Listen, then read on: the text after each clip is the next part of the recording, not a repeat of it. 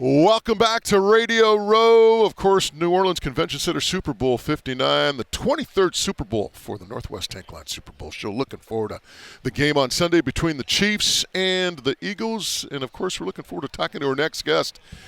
Paige Spiranac stopping by. Hi. Man, thanks for having me. Thanks for stopping by and making time for us. What are you doing in the hood? Who would miss this? Okay. How many times have you done Radio Row? This is my second time. Okay. Yeah, 23. So that's incredible. It's probably like I'm probably done this before you were born right now. I'm just. Oh, wow. Flattering. Thank you. So tell me about SportsGrid. You're working with them this week. Yeah. So excited to be with SportsGrid. We created a new destination. It's called Las Pages, and it's lifestyle, casino, fantasy, betting, and our new show, Gimme Props, launched on February 2nd on YouTube. So you can go check that out. People write in crazy prop bets, and I have to see if I can win. And how good's your sports knowledge when it comes to betting and all that? Do you feel comfortable? Yeah, I've kind of been in the space for a while now, and I love it. I mean, I've been in golf for such a long time, and I've always been a sports fanatic, and just being around that environment, you just kind of lead you into betting, and well, your you're dad, around it. But the crazy thing is, I never knew this until I just saw this a few minutes ago. Your dad played a national championship team at Pittsburgh. At Pitt, University of Pitt. Yeah, both my parents are from Pittsburgh, and huge Steelers fans, Pens fans, and so I grew up really loving so many different sports.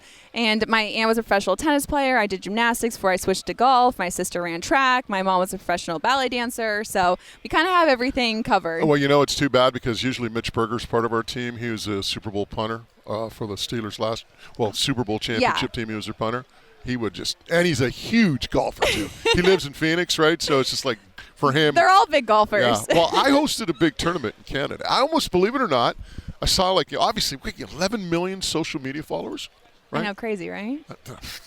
Like Canada only has 30. Basically, like 1 out of every 3 Canadians, if you're going to do the math, right?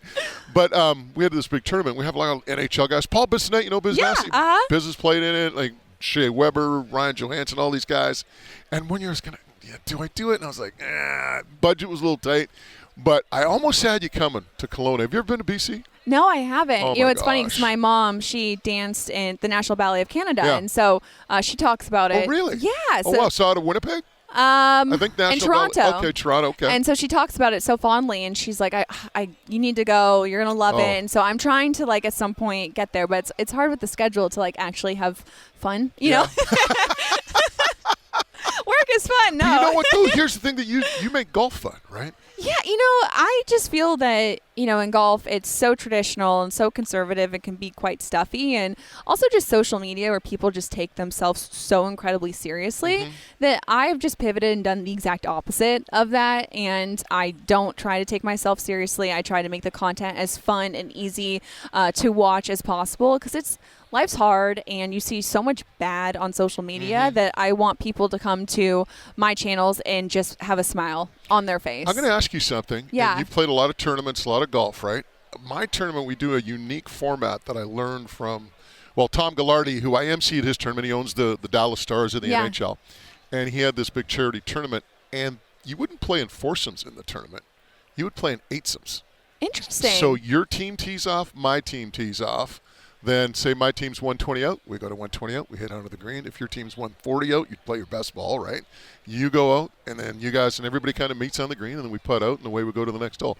Now, it's a great format. And what's pace of play like? Oh, that was just about to say. The pace of play is slow, right? Like it's 5.5, 6 hours. But in all the years I ever had the tournament, I think I might have had 2 groups complain. That's it. I remember 1 year I went out, and speaking of Mitch Berger, because he was one of the people out there. So in one hole we had Chewy's Oyster Bar. They're serving oysters. The Roxy, which is like a legendary Vancouver nightclub on the other hole, playing beer pong with garbage can balls and dodgeballs. Nice. Garbage cans and dodgeballs. And then there was another hole where there was barbecue or something. And people were just going from we're going to have some oysters, we'll do some shots, we'll get a burger. And I went out there, I was like, Mitch, I go, people are in for dinner already. How many holes? They had 3 holes left.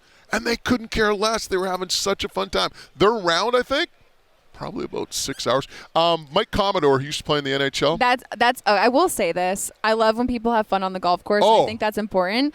I hate slow players. I can't do it. It's my one thing that drives me crazy. Yes. But I think if you're playing as an 8-some, it would almost speed it up in a way where you're not waiting as much. No. Because I just hate waiting on the tee and just watching people just like whatever they're doing. But you know, here's the thing that we do. On every tee, you're entertained.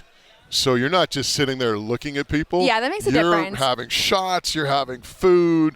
You know, you're. And if it's like a charity event too. Oh, of course. But if it's like a fun round of golf and all of a sudden I see 8 people in front of me and I'm like, no. I'm going to stick tees in my eyeballs. See, we've got to get you up to Canada. We got to get you. We're going to work on it. Okay. Let me ask you this. Yes. Favorite course you've ever played? I was lucky enough to play Pine Valley last year, which is the #1 ranked golf course, and it was head and shoulders above any other course. You ever play Augusta? I haven't played Augusta yet. That's definitely on my list. But I played Oakmont, which was a course that I've always wanted to play. It was on my bucket list because of my parents, and excited to see the U.S. Open there. Cypress is another beautiful golf course. And then one of my all-time favorites is Shadow Creek in Las Vegas. It's like the perfect combination of spectacular golf but good vibes, and that's what I love.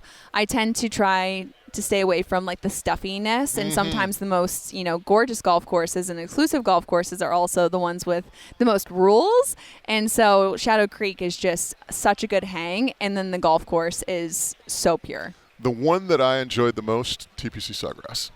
Funny enough, I haven't played there yet. You haven't? I played it twice. Oh my gosh, I'm dying to play there. I was out there for the first time with the players right when everything shut down. And so I flew out there. Tom Hanks got COVID.